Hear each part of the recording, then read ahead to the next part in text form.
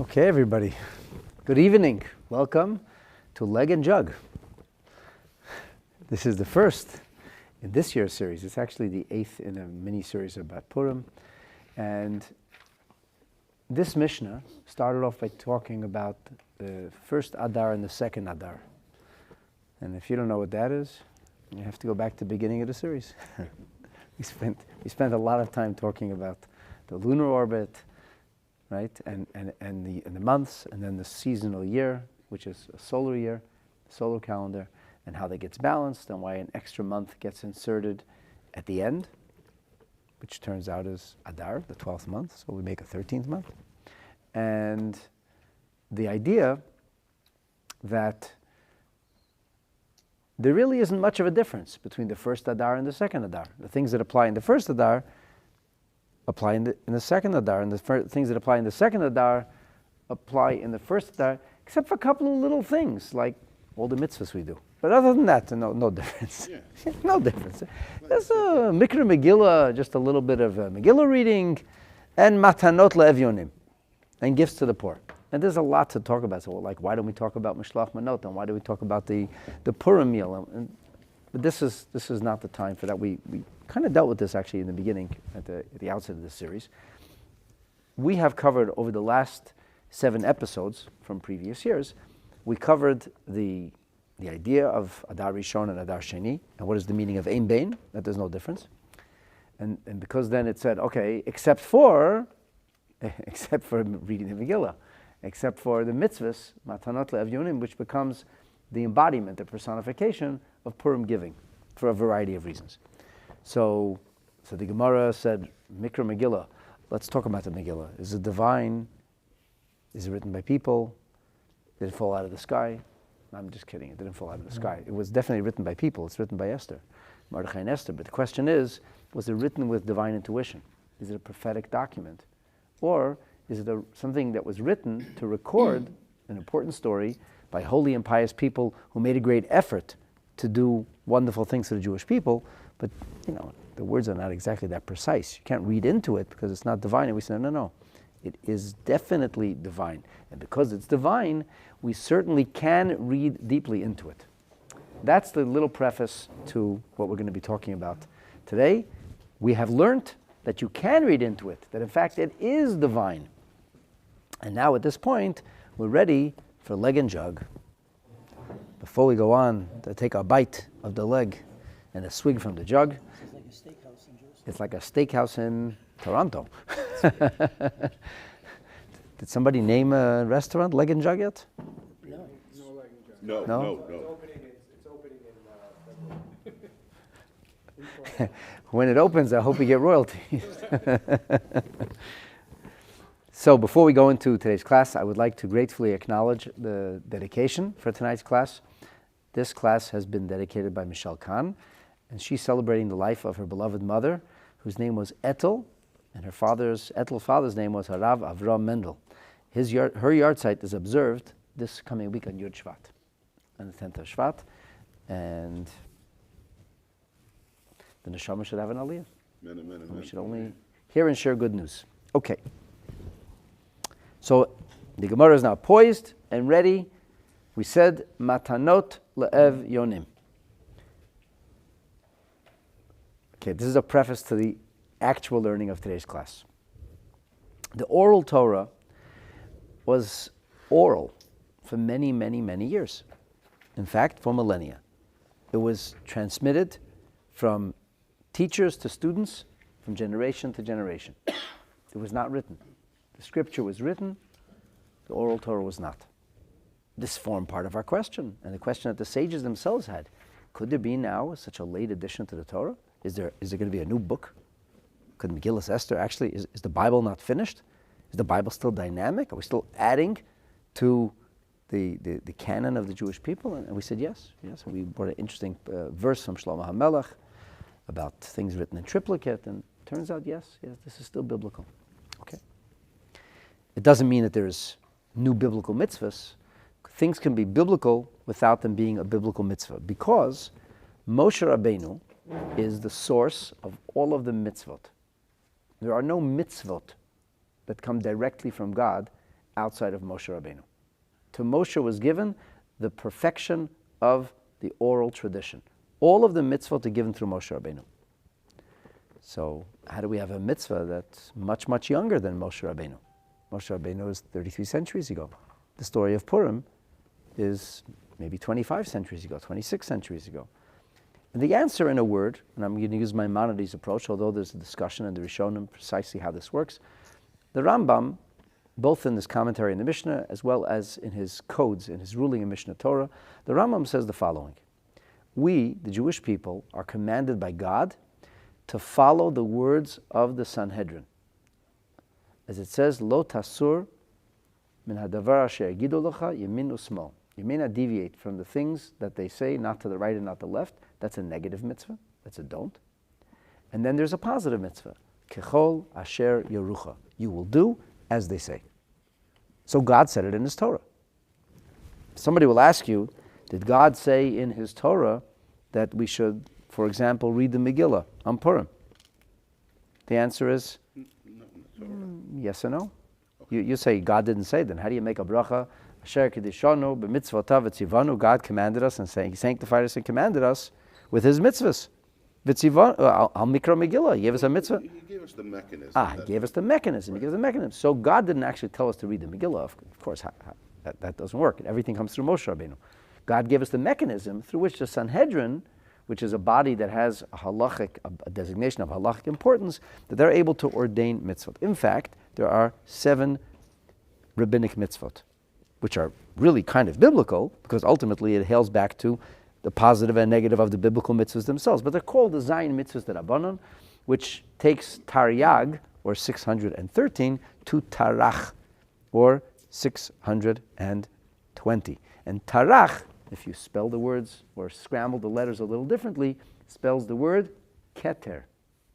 Keter means crown, and in Kabbalistic tradition, the concept of the crown, or that which surrounds the head, represents the idea of divine will. Willpower, the will, because my mind is the way I think, and my eyes are the way I see, and the mechanism of my ears, that's how I listen. The mechanism of my mouth and my voice box, that's how I communicate. Mechanism of the heart, besides pumping blood through the body, which is a pretty important thing, that's also like the seat of emotions. That's how I feel. That's so if I'm feeling down or downcast or offended or hurt, it hurts me in my heart. And if I'm feeling loved and appreciated, I feel it in my heart, right?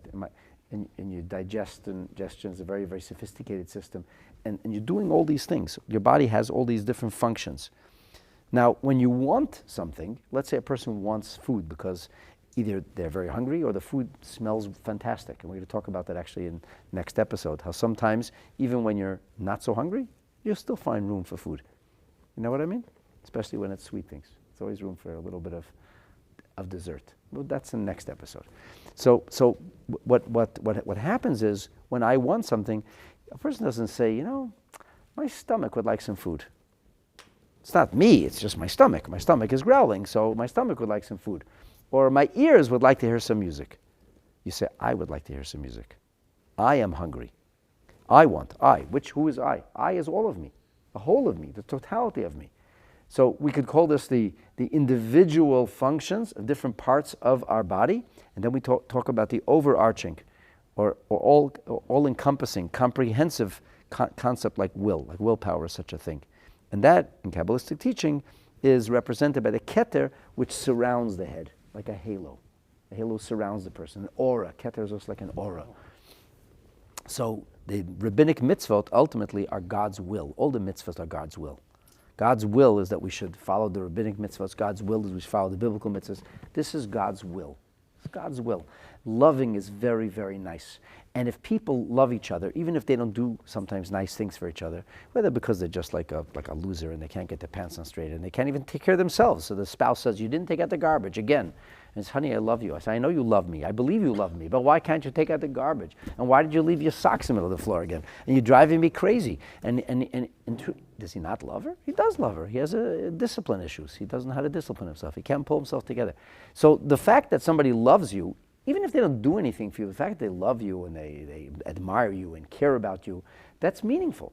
It's meaningful because these are our peers. When our peers appreciate us, we feel appreciated. The love has value in and of itself. When a person feels loved, it is a nice thing. When a person feels despised, or God forbid, hated, it's an uncomfortable thing. It's an uncomfortable thing. Now, when we love God, is that meaningful to God? Because people love Him. If they don't do any of His mitzvahs, they just love Him. God, I love you, God. I love you. I'm in love with God. I'm in love with godliness. I'm such a spiritual God. You know how spiritual I am? I'm so spiritual. I'm not even interested in material things. I just love to listen to music and think about God. Could you please go listen to the Megillah, sir? What are you talking about? I'm just hugging trees. I should have to listen to a Megillah? Do you know what it's like in there? It's a zoo. All these kids are there with groggers. It's not for me. I'm going to take a walk on a nice Purim night and breathe the air and think about God's miracles. And Hashem says to us, look, this love is very nice, but it doesn't really mean anything to me. What means something to me is when you follow my instructions. Now, why do these actions mean something to God? Why does God care if I do listen to the Megillah or don't listen to it? I can't really answer that question, because once we talk about ratzon, once we talk about will, I don't even know why I want certain things. I can't even tell you why I want it. I know that I want it. And if you do what I want, I'm going to be happy. And if you don't do what I want, I'm not going to, because I want. People can't even tell you themselves why they want something. They want it because they want it. So if you don't even know yourself why you want something, now you want to know why God wants something.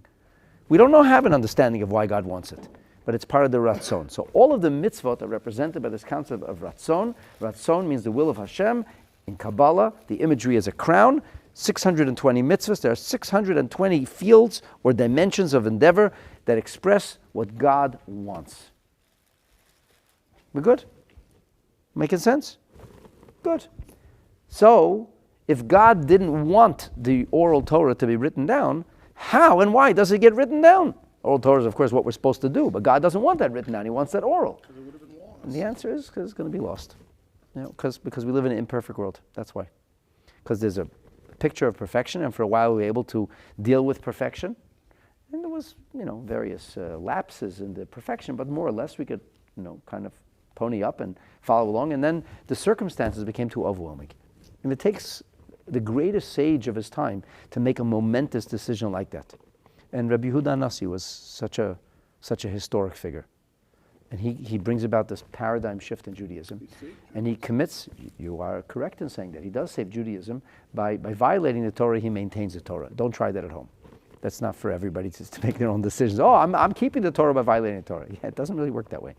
And many people have tried this and failed miserably. By violating halacha and violating Torah, we never, ever, chas v'shalom, are going to be preserving Hashem's Torah.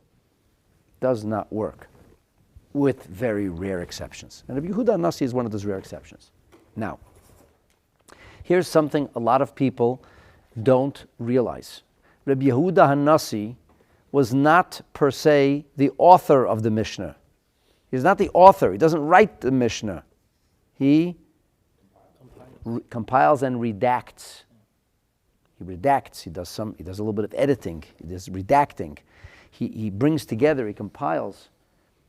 Who wrote the Mishnah? Who actually wrote it? We don't know. Well, we don't know who wrote the Mishnah because not one author. It's certainly not one author. Right. In fact, it's not even a one time. The Mishnah is written the system of Mishnah is, by and large, and this is not an exhaustive statement, but by and large, the Mishnah will work like this. Case, ruling. Halacha. Case, ruling. Such and such happened. Kosher, not kosher. Adar Rishon, Adar Sheni, Ein Bein, no difference. Except for, here, the mitzvot. That's how the Mishnah works. Now, what would happen is Rabbi Yehuda Nasi would select the shortest version of this halacha, and that's what would be inducted into the Mishnah and become formalized, dare I use the word canonized, as the formal body of Mishnah. Well, why don't you want to use the word? Because canonized is like biblical. Like in English, I think canonized means biblical. Oh, I don't think so. Okay, It means maybe. part of the Holy Writ. Yeah, well, it's not Holy Writ per se, because Holy Writ goes into biblical, or what they call Apocrypha. That's part of it. But Anyway, this is semantics, what you call it, but the bottom line is, the Mishnah is written in very, very short prose, very concise. It's very concise. It contains many, many, many ideas, all packed into just a few little words and sometimes a few little sentences. And what happened over time was people had challenge and difficulty remembering what was packed into that. And that's where the Gemara comes in. That's what we're doing, learning Gemara. So how does the Gemara unpack the Mishnah? It's like, imagine you ever see these accordions, like these fans, you close the fan up like this, and all of a sudden you open the fan and say, wow, look what was in that little, looks like a line. It's like a little stick, and also you opened it up, and there's this whole big, beautiful picture. That's what we have to do with the Mishnah. You have to open the Mishnah. And oftentimes, because the Mishnah is written in such a terse fashion, we look at it and say, what kind of Mishnah is this? It sounds so strange. That's a good sign. It's a good sign that it sounds strange because you're reading it simplistically, and simplistically, of course, something's missing. So now we have to open the Mishnah. When we open the Mishnah, everything becomes clear. There's a number of different ways we open a Mishnah. Number one way of opening a Mishnah is by doing a case study. Here we have a Mishnah, and we have something called a Braisa. The Braisa is from the same genre of the Mishnah, which later was redacted and compiled into a separate code or a separate tome, which is called Tosefta. Tosefta comes from the Hebrew word codicil. That's the codicil of the Mishnah. The codicil of the Mishnah is written to the same people as the Mishnah. That's the same genre. And maybe it says something different. So we're going to look at a Braisa and look at a Mishnah and say, okay, I look at the Mishnah and look at the Braisa, something isn't adding up, or the Braisa is adding something, and I have to figure out, how does this square with the Mishnah? How do they work together? And only by virtue of comparison do we come out with clarity. That's one method. Another method is by careful analysis. We're going to analyze something, analyze the verbiage that's used in order to be able to best understand.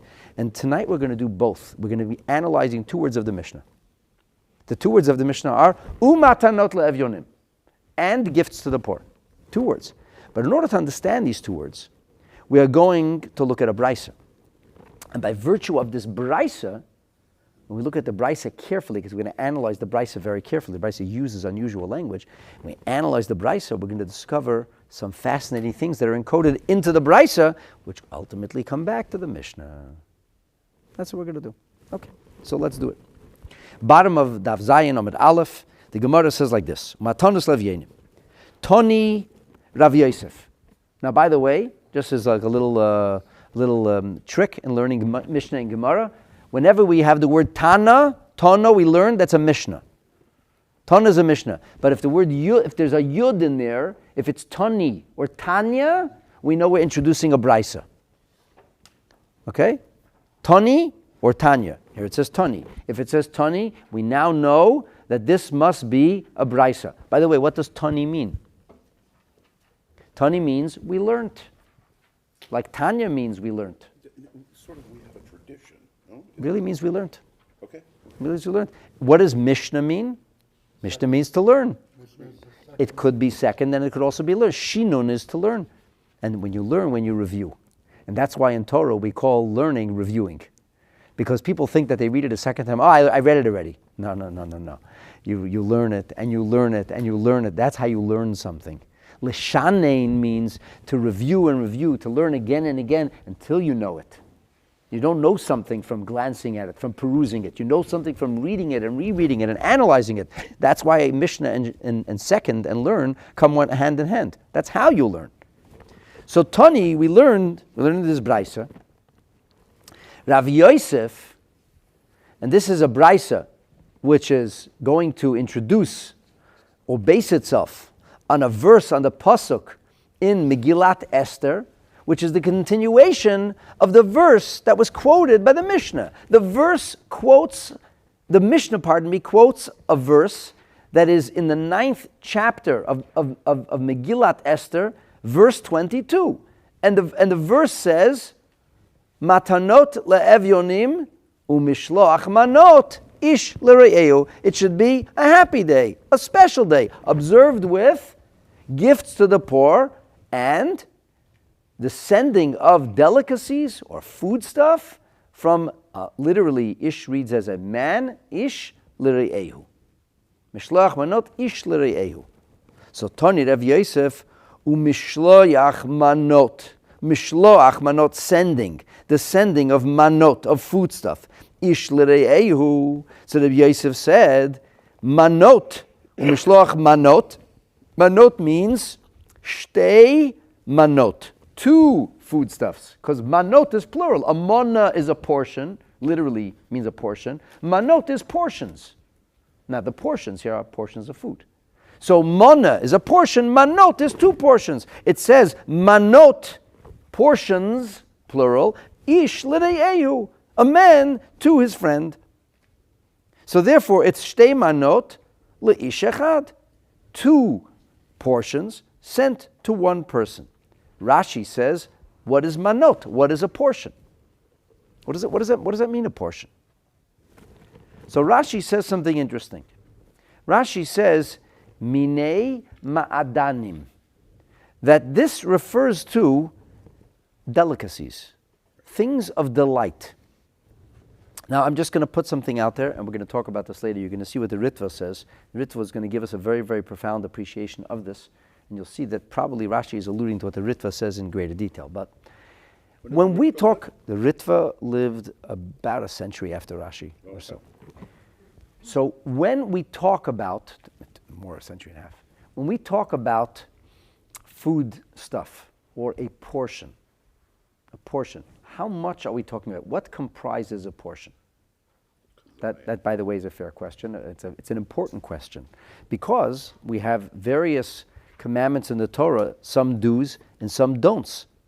And when we have do's and don'ts, we have to know what's the amount of the do and don't, at least what's the amount for culpability. For example, the Torah will say to us, don't eat certain kinds of food. Let's say pork. Let's say non-kosher meat. Torah says don't eat it. So at what point do I formally violate this commandment? If I have a smidgen, a taste? Yes. Not so simple. To formally violate, I have to eat a kizayit. A kizayit. Kizayit is the size of an olive. We're going to talk in modern English terms, the size of an ounce. A solid ounce. An ounce. A solid ounce. A solid ounce. So that means if I ate little tiny pork bits, but if I mixed it up in my salad, I only know there's such a thing because a guy once told me about it. Oh, you never put fake bacon bits in your salad? I don't put anything in my salad, but whatever. No, I didn't. I'm sorry. But I know there's a thing called pork and bacon. He wanted to know. He asked me. He says, "So Rabbi, could I eat a little piece of pork?" I'm like, I said, "Wow, why would you eat a little tiny piece? That's crazy. You sit down for dinner, you have a big plate and a little tiny piece. So who does that?" He says to me, "Don't you know about pork bits in the salad?" I said, "No, I do." Okay. Oh, sorry, bacon bits. Huh? Oh, one second. But so if we have actual bits, what you said, it's not bacon bits. Sorry, bacon is not pork. Yeah, not exactly. No. The zelba chazer, no? Like what's the? Bacon is actually from the belly of a pig. Oy vey, I care where he comes from. Whatever. The hindquarters or the shoulder. It's a pig. This is why we're here. A pig. A pig is a pig. No. A pig is a pig and it's not kosher. All of him, from his snout to his tail. That's it. Okay. So, if you have in your salad, you're eating little bits. You're eating. How long did it take you to finish a salad? 5 minutes. He said, and when you finish eating all the little bits, how many bits went into the salad? Guess what? If it was an ounce worth of bits, for reference terms, you know those l'chaim cups, those mashka cups, they're an ounce. Right? So then you got a full violation. Full violation. Why? Because you ate a kazayit bichdei achilat pras. A pras is a piece of a loaf, half a loaf. That's what it's called. They had standard loaves. So eating half a loaf took a certain amount of time. And if you eat all of those little bits packed in, normal way of eating, and you eat it over the course of what takes, let's say, 7 minutes, we're going to go with shish minuten, 6 minutes or 7 minutes, then you fully violate it. What if I eat a tiny little piece of pork? It's definitely not appropriate, and it's not good, and you're not supposed to, but you're not in full violation. Okay, now let's rotate this the other way. What happens if I eat little bits of matzah? Little tiny bits of matzah. Little tiny bits. It depends. If I eat little bits and I manage to get an ounce worth of little bits down my throat in the course of 6 minutes, I'm good. You're good. I'm good. I got the mitzvah, right? I got the mitzvah. So, I'll tell you something. The Rebbe didn't have teeth because the Rebbe didn't get fillings because of a question of Pesach. There are many tzaddikim like this. It wouldn't take a teeth because of a question of Pesach. You can't kasher your mouth. They didn't have fillings. The Rebbe had, at the end, I think, no teeth, but maybe 2 or 3 teeth. Imagine eating matzah, and not one, because I had 2 kizesim in 6 minutes. The Rebbe worked very hard. And he couldn't add water to it either. No, he didn't have water. They would break up the matzah with his hand, thin matzah, would break it up with his hand, and he would chew with his gums, and it was painful. My father told me he remembers it was painful. That's brutal. It was brutal. My father told me more than once he remembers seeing like blood in the napkin. Heard that before? Anybody? I never heard that before. Right? So, but Rebbe would work very hard. It was, you could see, making a tremendous amount of effort. You have to get the matzah down, in the right amount of time. You have to fill the mitzvah. So it doesn't matter if you eat the matzah if you take a matzah like this and chomp it, or you're eating little pieces. The bottom line is you got to get the right amount of matzah down in the right amount of time. So far we're good, right? Then we have something called Yom Kippur. In Yom Kippur, a person is not allowed to eat anything. But Yom Kippur, it's not about the food that's the problem. It's not about the kosher food or the non-kosher food. On Yom Kippur, it's more about you being hungry. You're supposed to be hungry in Yom Kippur. Oh, really? Yeah, you're supposed to be hungry. Yeah. It says, V'inisem es nafshesechem. It literally means you should pain yourself. So that doesn't mean to flagellate yourself. It doesn't mean to bang your head against the wall. It doesn't mean to pinch yourself. What does it mean? The oral tradition tells it means to deny yourself food. Now, if you don't eat for a very, very long time, you won't be anymore. So that's not a good idea. But if you don't eat for a day, you'll be hungry. That's v'inisim es nafshesechem. The question is, if I still my hunger, if I do an action to still the hunger on Yom Kippur, did I violate Yom Kippur? And the simple answer to that question is yes. What if I ate such a small amount of food that it didn't still my hunger? I remained hungry. Did I still violate that mitzvah of being hungry? The answer is I didn't violate the mitzvah of being hungry. V'inisim. The positive mitzvah is I should be hungry. I didn't violate it. Now, that doesn't mean you're allowed to eat small amounts in Yom Kippur. It just means that there's a positive and a negative, and I'm only violating one when I'm eating small amounts. If somebody, God forbid, is sick, if somebody needs medicine for, a fatal situation, or somebody is not well and have to eat, so what do? They eat very small amounts over periods of time. So you eat a little bit, you wait 7 minutes. You eat a little bit, you wait 7 minutes. And in doing so, you never actually stilled your hunger. The question is, what is the share of Yom Kippur? And the answer is, our sages told us that the share, the amount of food that stills hunger, is kechoseves hagasa, like a big fat succulent date. So you have to eat the amount of a kechoseves hagasa.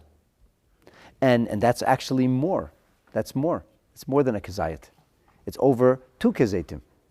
Which means that if a person has to eat on Yom Kippur, we can tell him to put tuna fish or egg salad or high protein food in these little shot glasses, and he can eat it, and then he waits 7 minutes. You wait 10 minutes, 9 minutes, and then eat it again.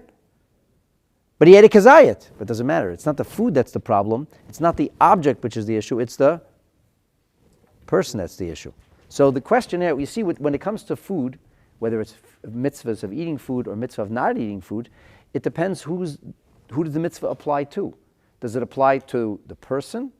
Meaning, is it what works for me? What takes away my hunger? Is it about my hunger? Or is it about the food being a prohibited object? The object of the food being prohibited, then there has to be a certain amount to have what's called a shiur. Now, on Purim, we're supposed to give food stuff, a portion. And the question that we are going to encounter now, as we start to think about this, is, okay, how much volume does that food have to have? What makes a portion? Depends of what? Depends of what?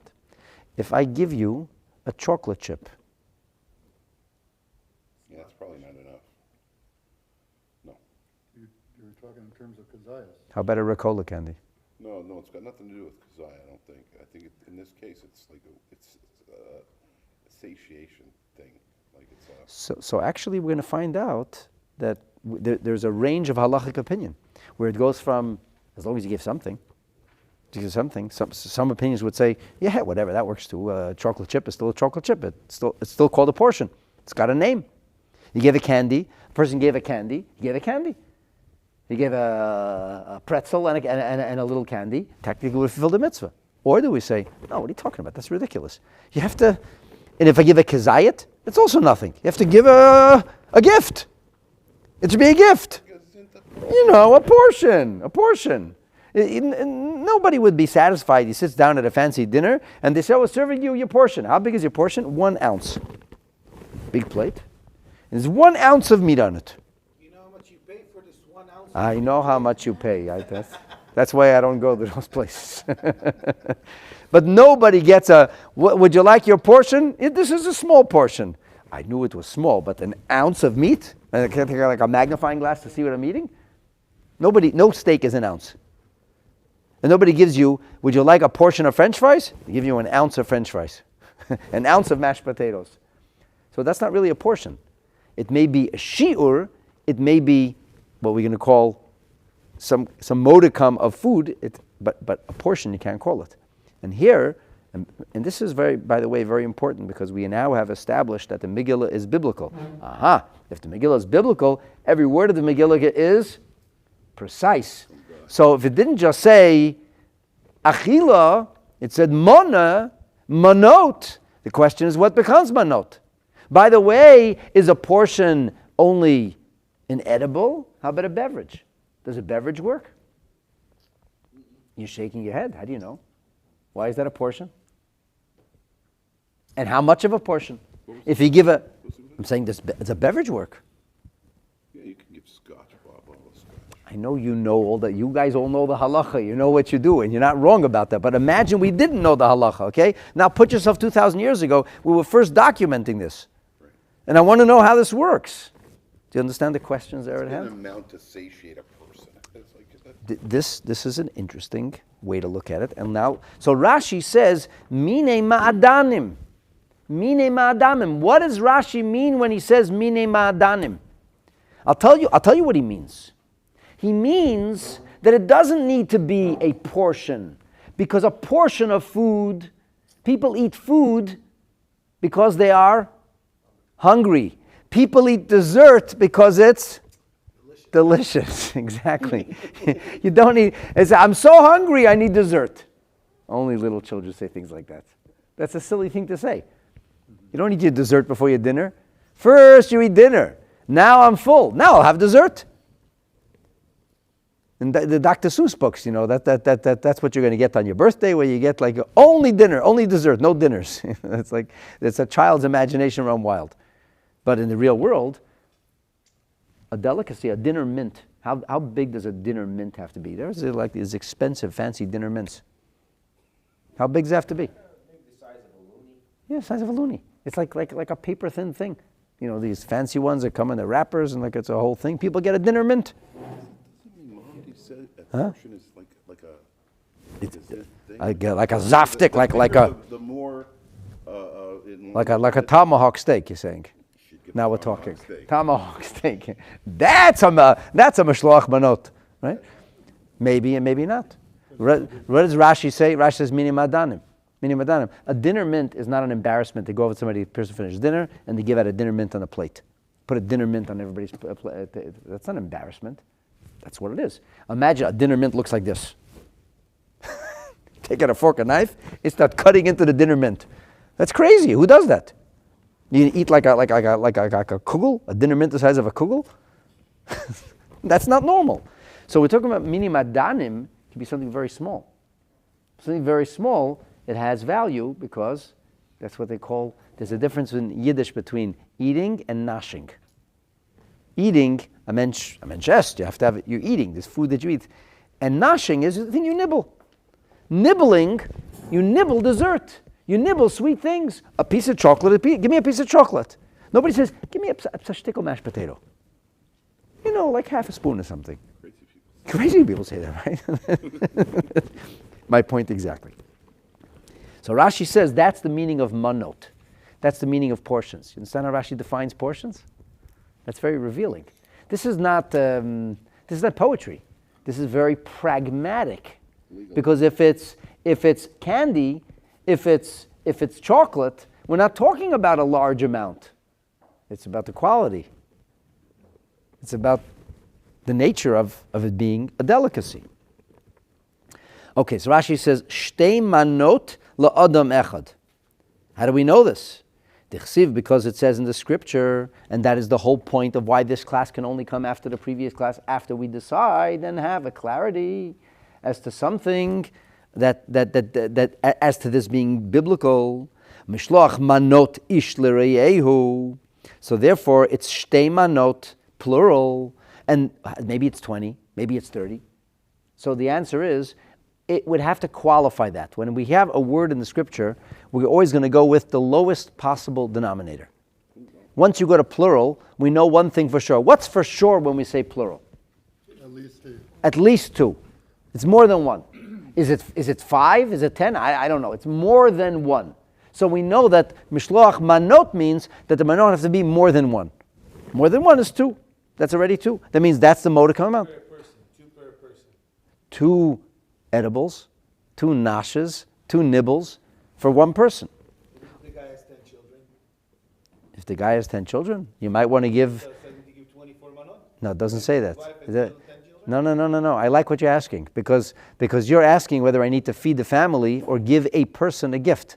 And the answer is it's like dessert. I need to give a person a delicacy, not feed a family. Whereas, if you're taking care of poor people and they say there's a house full of hungry people, really? Yeah, it's me and my wife and 10 kids. They said, that's fine. I'm going to give you 1 portion. Well, you didn't feed the family. The poor person is still hungry. That's not the point of it, though. But that's not the point of Mishloach Manot, but it is the point of Matanot Right. Le'evyonim. Good. Right. And this we have a whole range again. Matanot Le'evyonim. Matanot is gifts. Now again, Matanot is a gift. What is a gift? When we talk about Matanot, what does that mean? So the Gemara says, Mat shtei batanot l'shnei bnei adam. It means 2 gifts to 2 people. Rashi says, Dai l'chol echad v'echad matana echat. It's enough to give 1 gift to 2 people. Daha evyonim nami tarti mashma. You're talking like the minimum of the mitzvah. The minimum of the mitzvah, it says matanot. So the question is, matanot, do you have to give 2 gifts to poor people? Meaning 2 gifts to each poor person? Or matanot, you have to give gifts to poor people?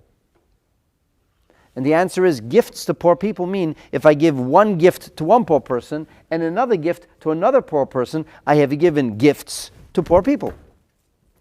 So in the first instance, where it says manot, but the recipient is singular, manot l'reyehu. I know that when you have to give that person, what do you have to give him? You have to give him 2, because it says manot.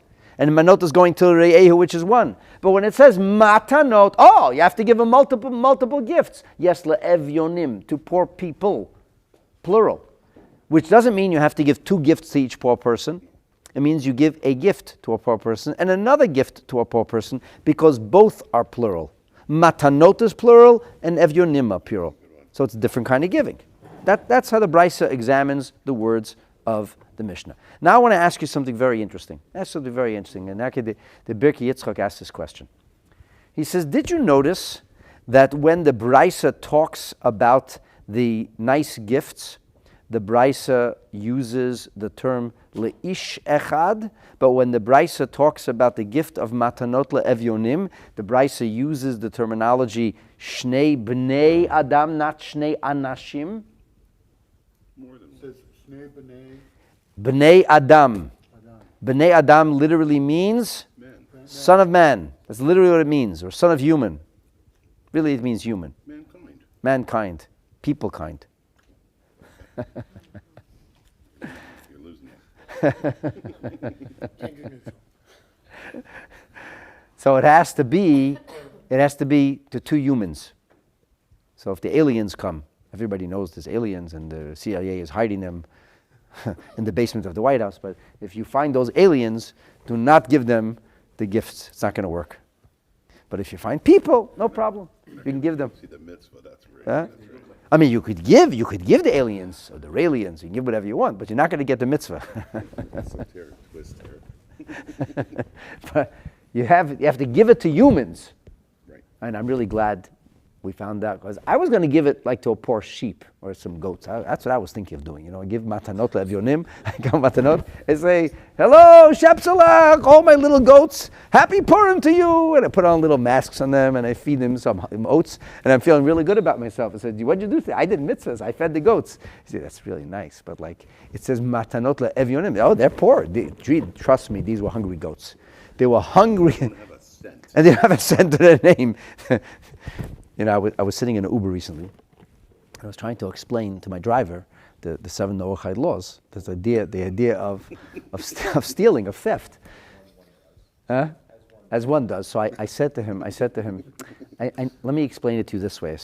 I said, when you go and you find a bird in the wild and you take the eggs from the bird, did you steal from the mother bird? Did you steal from the mother bird?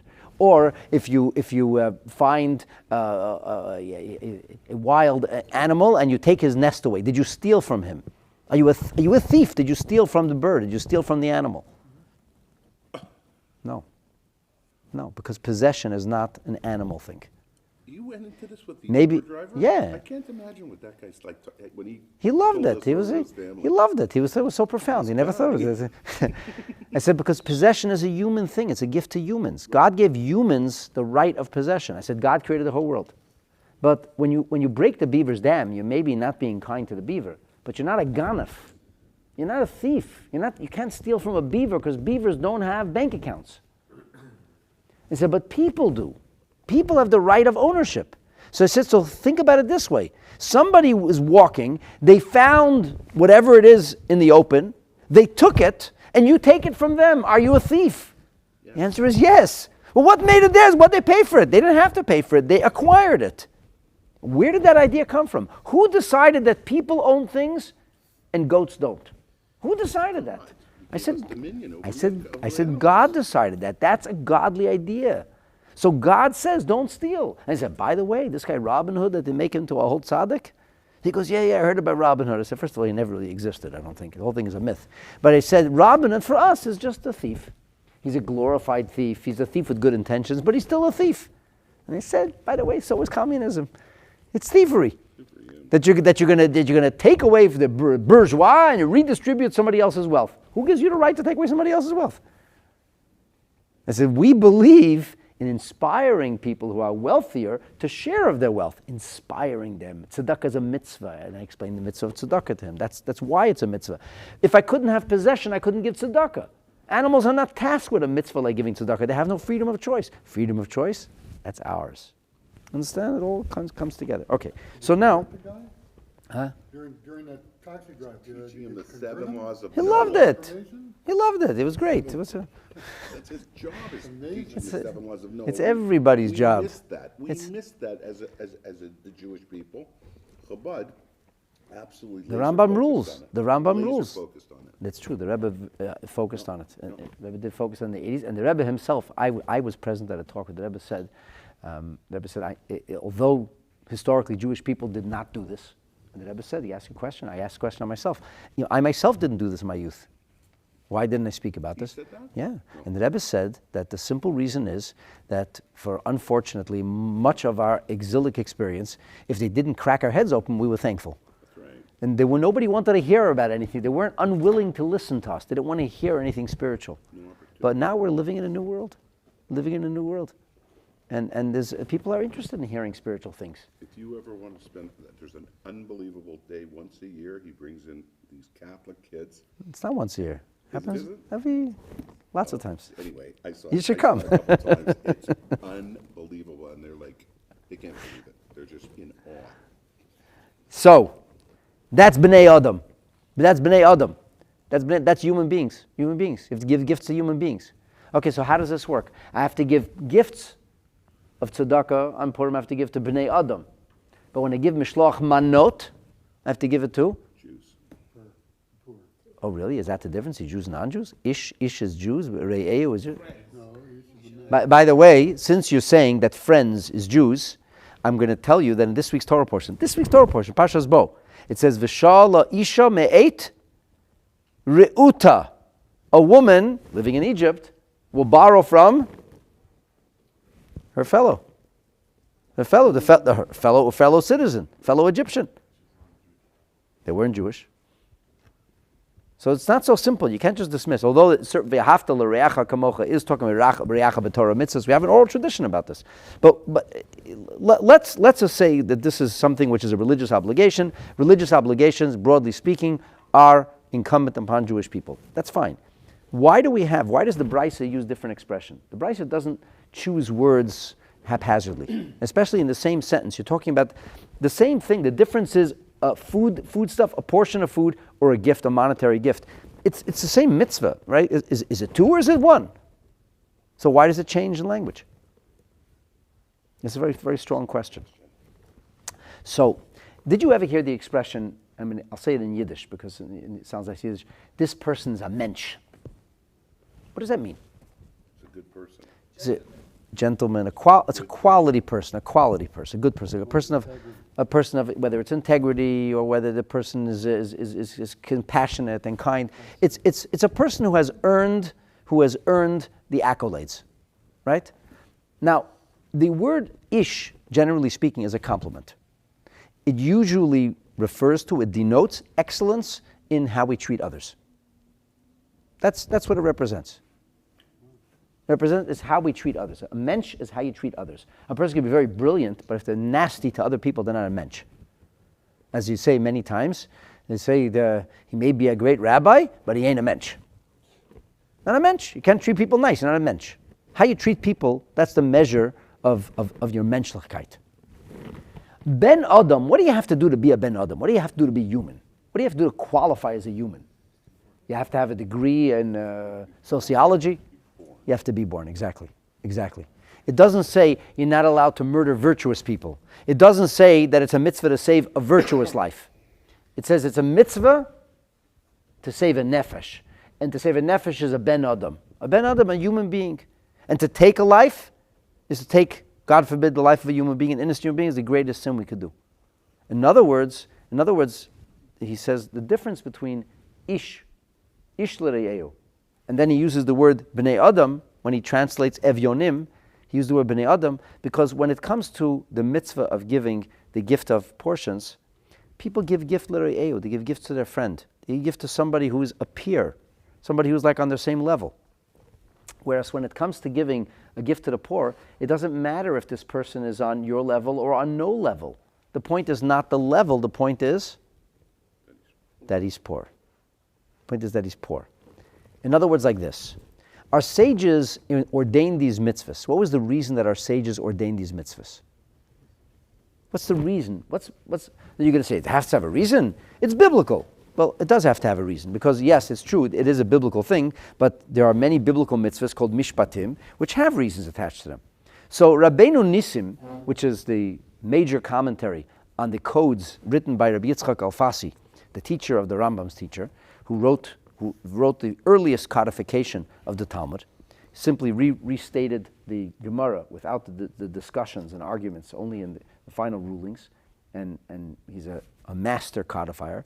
So the Ran, Rabbeinu Nissim, is one of the great Rishonim in the 14th century. He wrote a commentary in the words of the Rif. So he says like this: Umishloach manot ish l're'ehu, shtei manot la'adam achad.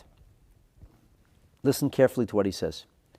Hainu, minei maichel umishte, food or beverage, and we'll soon see where he gets this from, food or beverage, le'ashirim, to rich people, to affluent people, ule'evyonim, and to an impoverished person, dai lechol echad b'matana echat.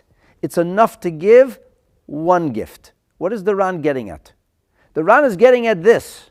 Why, when it comes to giving the mishloach manot, you have to give multiples? Only one, but multiple portions. You can't give one portion, you have to give 2 items. 2 items. And generally we say 2 items, 2 unique items. Not 2 cookies. 2 unique items. And ideally we say it should be 2 different brachot. So if you give a hadama and you give a eitz, you're good. A banana and an orange is a fine mishloach manot. It works. Maybe. We'll soon see. But it has to be two, and that's because it's to somebody who is of means.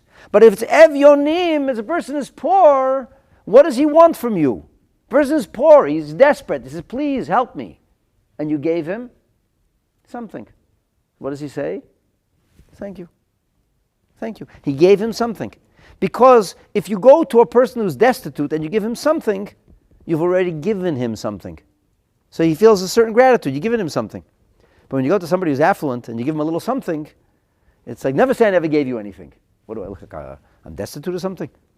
I'm here for, you're giving out like oranges?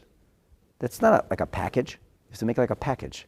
A package is like a nice thing. Give a person a package. Come with that person, you give him an orange. Give him an apple. But if you give him a package, apples and oranges, you make a whole package up. It's all of a sudden it's a ganze package. You know, you see these gifts people give, like in the holiday times, they'll give you 4 honeys, not 1 honey, it's a jug of honey. This honey, a blue honey and a red honey, and what they do with it, and they get, right? They make it with cellophane, like a nice little wrapper. There's a whole ritva about this, that you have to make the mana look nice. Make the money look nice. It's a ritva, Masechet Megillah. So he says, Hainu Michael Mishtal Ashirim Levianim Daibe Matana Echas. Why? Shehi Nechasheves Beineim Kedavar Gadol. The person who is destitute, you've given him something. You've given him something. He doesn't have anything, you give him an apple. He's thankful. He has an apple now. He has an apple. He has something. In other words, like this. Let's unpack the Ran. What's the Ran saying? What was the reason for this mitzvah? What did the sages want to do on Purim? What do they want to do? What do they want to foster? Sense of community. A sense of unity. Okay. Unity, togetherness. Because we, the Jewish people, rallied together. There was assimilated Jews and pious Jews, and everybody did tshuva, and everybody came together. And we're trying to recapture the magic moment. We're trying to foster that unity.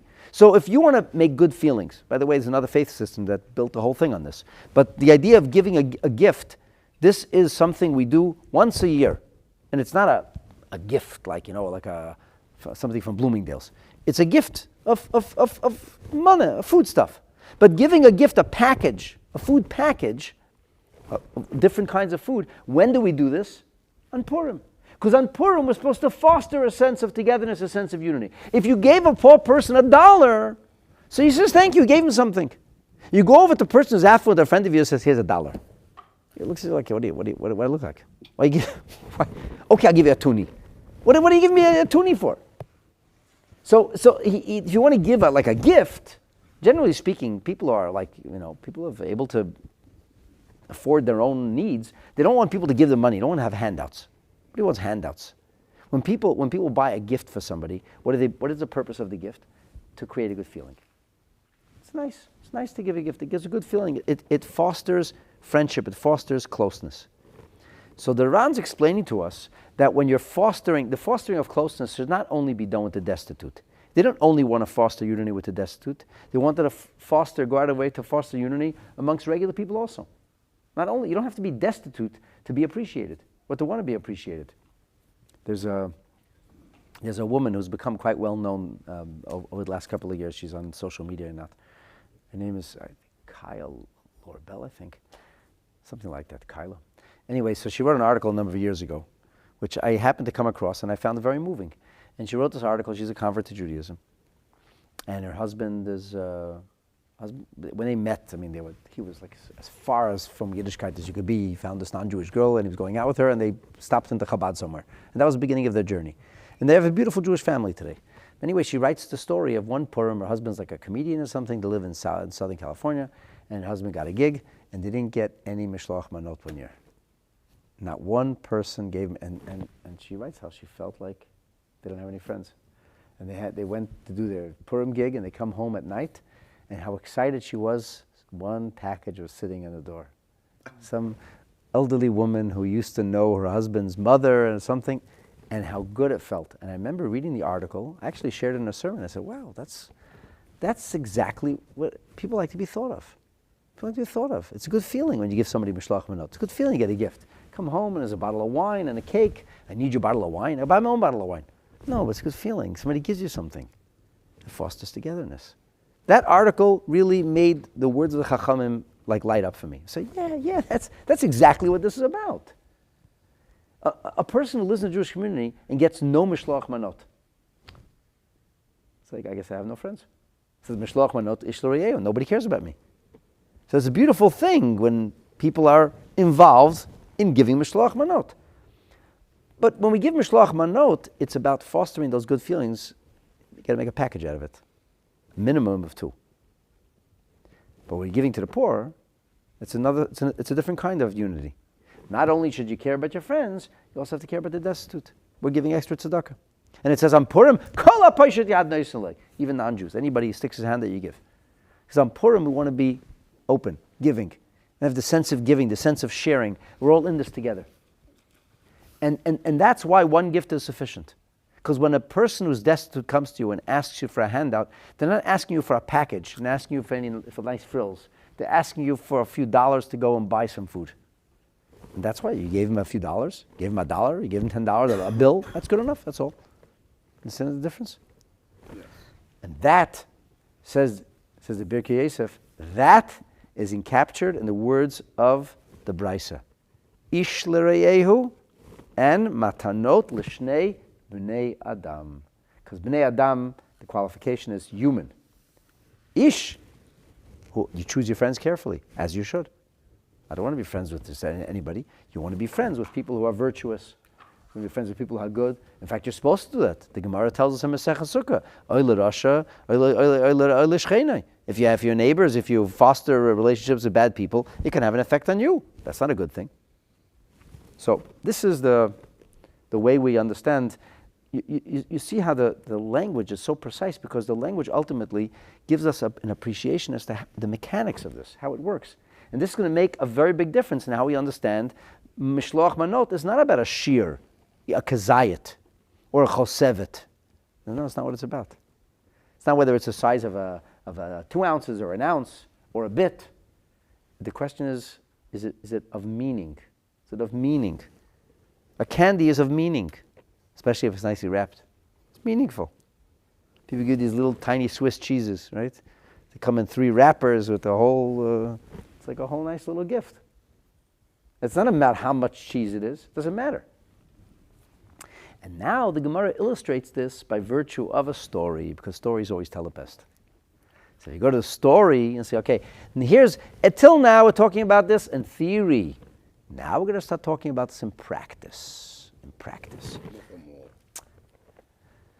So the Ritva, just before we go further, the Ritva says something very, very beautiful here. The Ritva says that when it comes to the Mishloach Manot, so it has to be that the manna is Yikara Hachura Be'enov. It's something of value. The person says, "Oh, thank you very much. That's a nice gift. Like that's a nice Mishloach Manot." And you're giving a person like on the same level, and therefore it has to be Ish l'reyehu. However, when you're giving something to somebody who's impoverished, he says it even could be like a modicum of money, a pruta. It's also good enough. But it can't be less than a pruta. Why? Because it has to have value. It has to have currency. Currency is like a half a barleycorn of silver. These days it's pretty high. Silver's to the roof these days, but it varies. But a barleycorn of silver, half a barleycorn, it's literally a bit of silver. So the Gemara now says, let's see how this worked with the sages. Omer Rabbi Yehuda Nasiya, this is the grandson of Rabbi Yehuda Hanasi. He was also a great man, but he wasn't his grandfather. They couldn't call him Rabbi Yehuda Hanasi and then another Rabbi Yehuda Hanasi because they wouldn't know who you're talking about then. Right? So they called him Rabbi Yehuda Nasiya. Rabbi Yehuda Nasiya, to make a distinction between Rabbi Yehuda Hanasi, the Nasi, the prince. That's the redactor of the Mishnah. Rabbi Yehuda Nasiya is his grandson, who was also a great Nasi and a great man, but nonetheless considered to be secondary or tertiary to the greatness of Rabbi Yehuda Hanasi himself. So Rabbi Yehuda Nasiya, Shader lei Rabbi Oishia. Rabbi Yehuda Nasiya sent to Rav Oishia, who was a great, great sage. And he sent him an Atma de Igla Telasa. He sent him I'll use a word everybody's more familiar with because with chicken, this is like more common these days. A pulka. You know what a pulka is? You don't say a polka for a calf. No. But it is. A pulka means a calf. That's what it means. A thigh. But like a pulka, a drumstick. A drumstick. Nobody said a drumstick of a cow. It'll be like it sounds like a tennis racket, but like a drumstick is a layer. But that's what it is. That's what he said. He sent him the thigh of the cow, and he sent atma, the rigla. He sent an atma of the igla talasa, of an igla talasa, and he sent him a garba de chamra. He sent him a jug of wine. That'd be a bottle of wine today. Now, what is an igla talasa? What is an igla talasa? So this is very interesting. Rashi here says, shlishi labeten, the third offspring. In the understanding, we have this, what does that mean? So Rashi in Masechet Shabbat, on Daf Yud Aleph, tells us like this, because the Gemara mentions this a few times. Rashi says that when a young calf first gives birth, the first offspring and second offspring is deficient, because the calf is not mature enough yet. And it's only when the calf is fully mature and has done this once or twice that it produces the finest specimens. In other words, with human beings, there's virtue to the firstborn, the bechor, the best. But when it comes to animals, the cows who win the blue ribbon in the state fair are never the cows born first. Good one. That's usually the third. Does anybody know that? Right? So with people, you have middle syndrome, middle child syndrome, and the third kid and all that. But with cows, it's not like that. With cows, the third try is best. Third try is best. That's what Rashi says in Masechet Shabbat. Masechet Eruvin, Rashi brings another interpretation. And he says that not shlishi lebeten, but he says it means a cow who has already grown to a third of his maturity. You know, there's some people who like to have veal, like to have very, very soft, like they slaughter the young, no fat, it's very soft meat. Okay, so and then there's the big behemoths, the big steers, and you have so it seems that the ripe time, not to wait till a cow is very old, but the right time is when it's at a third, it's gone through a third of its proverbial lifetime, however long that is of a cow. And once it reaches that level of maturity, that's when it's at its best. In other words, like this, the different ways of understanding Tlisa are either that it refers to the third calf, meaning the third offspring, or it's a calf at the height of its perfection, when its meat is best. That's the way. You're giving the best stuff. The point is, it was a good animal. He gave him a good shtickle flesh, as they say, a good cut. He gave him a good cut. It was a good polka, a good. All right, that's the point that's being made here. Does this apply to korbanot now? No. In korbanot, you wait for the third calf? There's no such halacha, but there is a number of mentions in the Talmud that the finest meat is referred to as the third cut. Wow. Now here's an interesting thing. There's a Gemara in Masechet Sanhedrin that tells us that Rabbi Chanina and Rabbi Oishia, they were so poor, they couldn't afford meat for Shabbos. But they wanted to have meat for Shabbos. So this is a few centuries or a few millennia before synthetic meat, before they're printing meat off a printer. But knowing the mystical secrets, they could create a calf. So they used to create themselves a golem calf, and then they would slaughter it, and then they would have meat. Right? By the way, when we have questions today about the synthetic meat, is it meat or not? Does it make you fleishik? Can you mix it with milk? So how you ever go find a halacha like that? So we have a precedent. It wasn't coming through technology; it was coming through mastery of the spiritual energies. This is done already. So over there it says they used to make themselves in igla tlasa. So the question becomes, how could they make a cow that was born the third one born? They're making a golem. They're making a synthetic. It's an artificial cow. How could they make a third one? I don't really understand that question so much. Because the point is they made the best version. That's the point. And the point for us is, however you want to. Rashi here It could be there's a reason that Rashi explains it differently in different places. Here he's saying shlishi lebeten, which means it is a fine specimen. It was a pulka from a good cow. It wasn't a scrawny little cow. It was a good cow. A nice, supple, good cow. It wasn't the best slice of meat.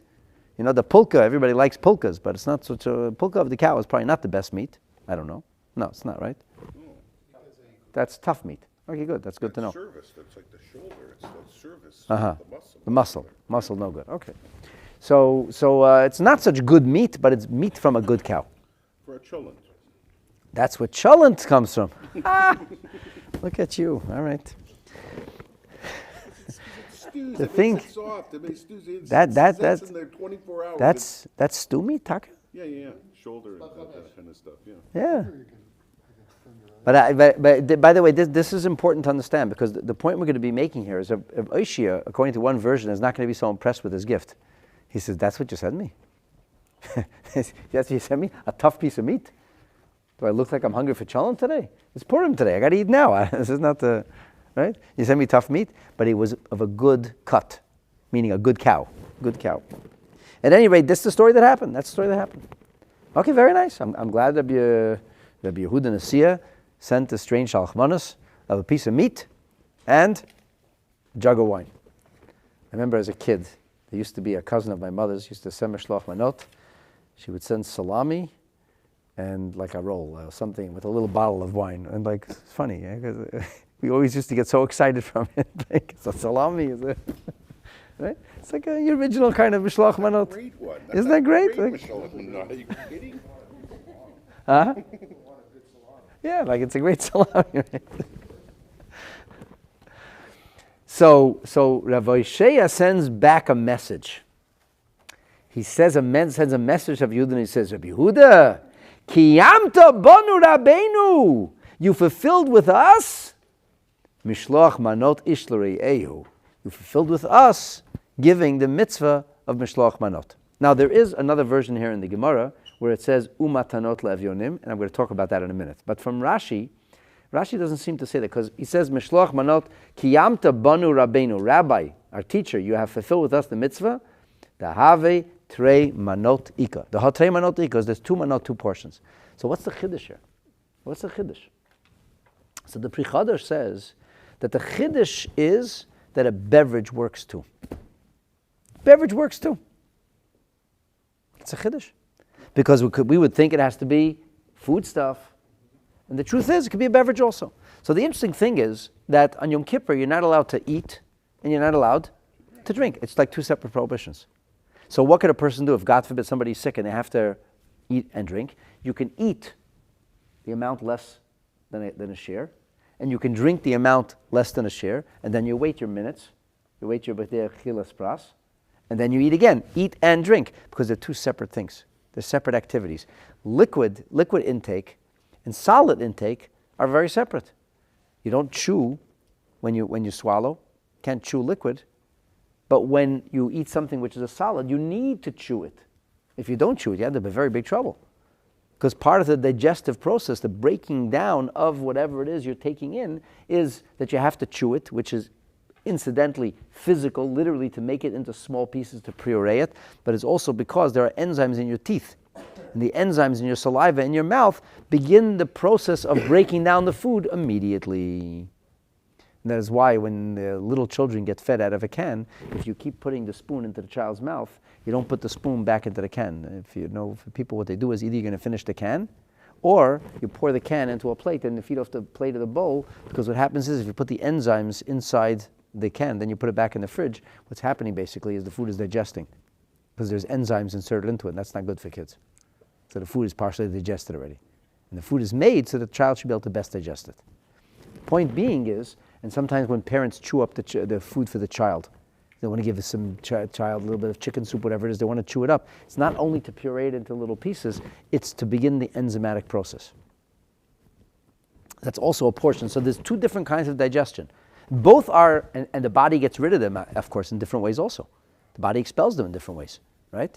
So all of it's toxic, but the liquid comes out one way and the solids come out a different way, in solid and liquid form, interestingly enough. So therefore, it's two different things, and because it's two different things, so he says, Kiyamta banu mishloach manot. This is the opinion, the way Rashi puts it. However, in our version of the Gemara, it says, Kiyamta banu rabbeinu mishloach manot, ish l'riyeu, u'matanot le'evyonim. And the question is, what in heaven is going on over here? What did he just say? And I said, every time you give mishloach manot, you give mishloach manot and matanot le'evyonim? So then why are they two different things? Right. What is going on over here? Okay. So, the Ritva explains it like this. The Ritva says, the Marsha has a whole different approach, but the Ritva says like this. The Re'ehu, as we learned already in the Ran, is Leha Osher. That's to the affluent fellow. Umatanot, you have to give two different matanot. Two matanot to two people. A matana for each. The Yehuda Nesiya gave Rav Oshia the Amtma, the Iglot, Lisa, and the Gavra, the Chamra. So Rashi says, the Ritva, Rashi says, Shalach lei, Kiyamta banu rabbeinu, umishloach manot. Upirush, Dahacha manot ika. I mean, the Ritva alludes to the Pri Chadash says, manot ika, this is portions. Either two kinds of portions. It doesn't have to be the same kind of portion. It's also a portion. A drink is a portion. And of course, if you get the person, those little bottles of whiskey, it's a nice little thing, people love those little bottles, No more Crown Royal in Ontario, you know that. But I said in Ontario, no Crown Royal. Oh, we can get it from Winnipeg. Okay. Phew. I don't know if it's true. That's still going on? Do I know? It's an idiot fest of this. It's like Okay, let's do that soon. My point is, the little drinks, it's a Shena Zach, and then they make these little bottles of wine, these cute little bottles of wine, like it's a Mashloach Manot thing. Yeah, sure. And people like getting it, which is fine. It's works. So that Rashi says Kiyamtu banu manot. Upirush hacha manotika. Now, there is another version. Rashi is like Garsinon Hadar Shalach La'iyu. But Bekulu Nuskhi Garsinon, in all of the versions of the Talmud that we have, the version is Kiyamta banu Rebbe Mishloach Manot Umatanot Le'evyonim. You got two in one. With this leg and this jug, you have two in one. So he explains. Pirush. Lehoisa Yikara Hatshuva Be'enov. Rav Oshia was not impressed with the chuck meat, with the shoulder meat. He wasn't impressed. Va'amar, he said, are you kidding? He said, Eine matana la'adam kamayu. This is not a gift for me, a person of my station in life. This is ridiculous. This is not a mana, this is not a portion. He sent me if you would send out chocolates is one thing, bonbons. You send me a pulka of shoulder meat, a leg of a cow? You must be kidding, he says. Is it raw? Is it raw? Yeah, but it could be cooked. It doesn't say if it's raw enough. I don't know. Maybe it was cooked. I don't know. By the way, it's a whole shiloh, but if you send raw food, if it works. But pashtus has to be ready to eat. That's the halacha. Right. So he said, at first he sent him like this. He sent him a piece of meat, tough piece of meat, and a jug of wine. So he sent him back. You gave a gift to the poor.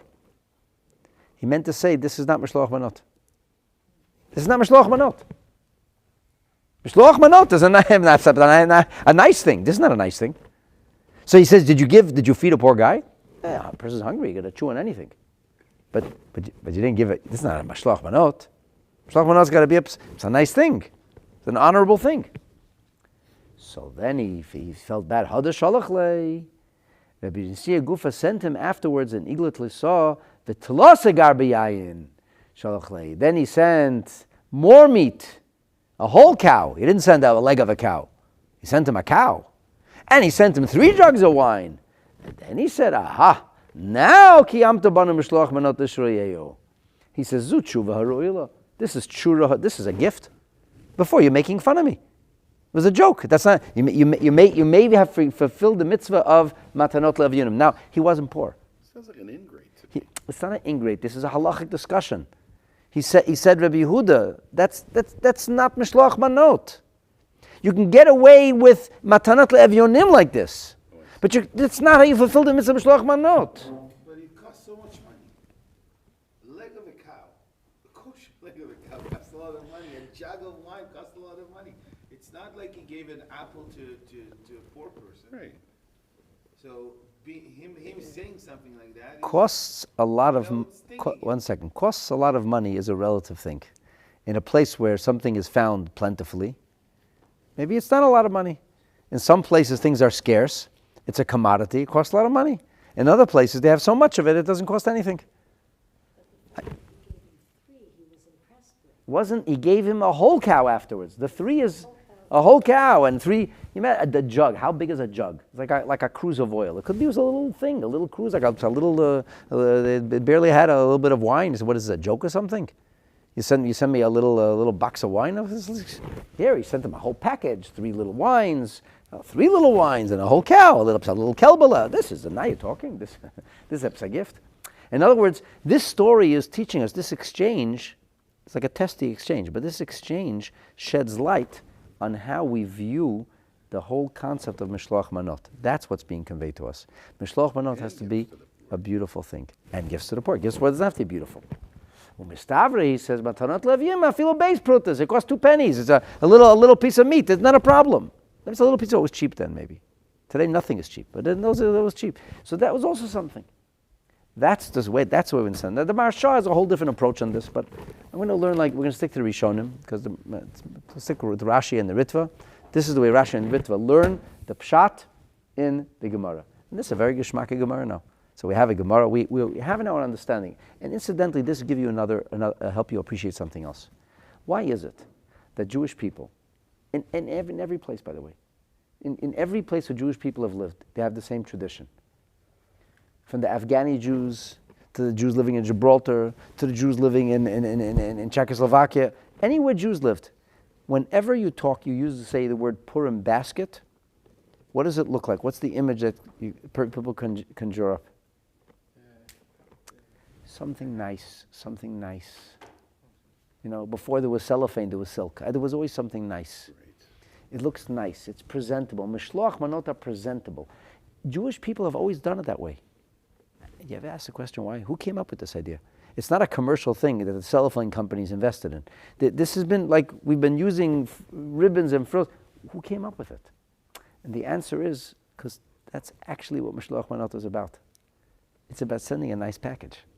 So if the Mishloach Manot is we call it Urim, it's like you're sending somebody just some very basic. You give him a piece of American cheese and an orange. He's like, what is this? If you put it nice individually packaged or something. Now on the bare minimum, the way Maharsha explains it, as long as it's a bare minimum of 2 foodstuffs, is good enough. But the way Rashi and the Ritva take, the way the Rishonim explain it, needs to be done in that kind of fashion. By the way, this girsa of the sending back and forth, I didn't have a chance of running out of time, it's brought in the She'iltis of Rabbi Chai Goyen, and the Emek She'ila has a whole discussion about this. The Netziv has a whole discussion about this She'ilta, explaining that he follows this is the girsa of the Yerushalmi. This is the girsa of the Yerushalmi. So it's very interesting. The girsa means the text, the full text of the Yerushalmi. So what the Ritva is telling us is that Kiyamta Banu, Mishloach Manot, and Matanot Le'Evyonim, he's basically he's doing a short version of the Loga Gemara, that there was an exchange back and forth, and this highlights and clarifies for us what we mean when we say Matanot Le'Evyonim, Mishloach Manot, and Matanot Le'Evyonim. This is what we're going to call the Gemara Unpacked and Unplugged, and that's episode 8 in the bigger series. But this is our first one for this year. And next week, Eretz Hashem, we're going to continue to talk about how this unfolds. We're going to talk about more stories, and we'll see about from the different stories of the way this goes, some very interesting items. By analyzing the items and the reactions of the sages, we'll come to a greater clarity as to what Mishloach Manot really is all about. And then, of course, at the end of this, I'll try to bring it to clear halachic principles, so we understand what we have to do, Be'ezrat Hashem, on the upcoming holiday of Purim. And that, my dear friends, is the conclusion of this Gemara class. Thank you, everybody, for joining. Thank you for joining online. Hopefully, Purim is going to be celebrated in Yerushalayim this year with Mashiach, hopefully. But we'll still be giving Mishloach Manot. That's the good news. Thanks for joining. Please share. Subscribe if you haven't yet. I look forward to seeing you back. Great class, Rabbi. That was really good. Rabbi, sorry, the one that Kurt was on tomorrow was